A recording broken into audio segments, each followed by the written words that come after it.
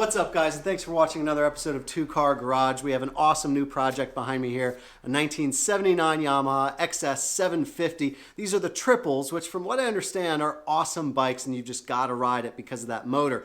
Now this one isn't mine. I'm building it with my cousin Lizzie. You'll see her in the video a lot working. Maybe she'll do some talking too, who knows. Don't expect a full custom ground up build or anything, but this one is an awesome starting platform to go from. Expect different seat, some new pipes, some engine work with some pod filters, new handlebars, just the basics to get her riding in no time. So thanks for watching, and leave a comment down below if you have a suggestion of what we should do on our triple.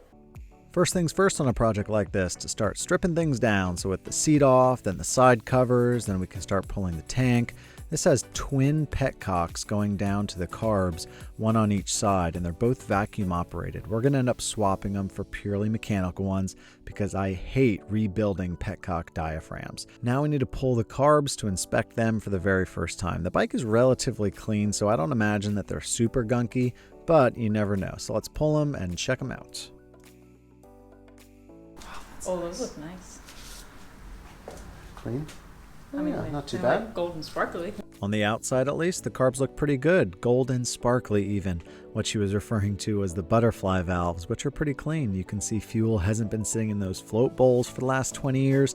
So in the realm of my projects, this thing is pretty good already. We can remove the rear fender, which is one of those cool ones that can like hinge upward to remove the rear tire without removing the fender. Now we can turn our attention towards the front end. You can get the glory now. Hold on to it and just pretend like... Pretend I did all that work. Yes! Wow, beautiful. She's probably going to end up running some LED signals on this bike, so we can pull the headlight, pull the signals, start getting an inventory of these wires in the bucket, and it is not a hack job in there. In fact, it's completely stock. All the wiring, except these fuses right there that you can see somebody replaced probably back in the 90s, it's all stock, which is really good. The only rust on the bike is this battery tray here that Lizzie's scrubbing down and cleaning, and you can see it here after paint turned out awesome. Time to take these carbs to the dunk tank. Let's put them in at about 120 degrees for a nice long time in the ultrasonic cleaner. Make sure they are toasty. Now these rubber intake boots are notorious for developing some like dry rot and cracks, and then you're going to chase down air leaks forever. Better just to replace them if you can find them. So we're going a couple sizes up pretty much in the main jet. I think it's like 130 stock. We're going to 137.5s, and then we're also going one notch up on the needle. So we'll start there and see how it goes with pod filters and aftermarket mufflers. So sit back, relax, let's build these carbs.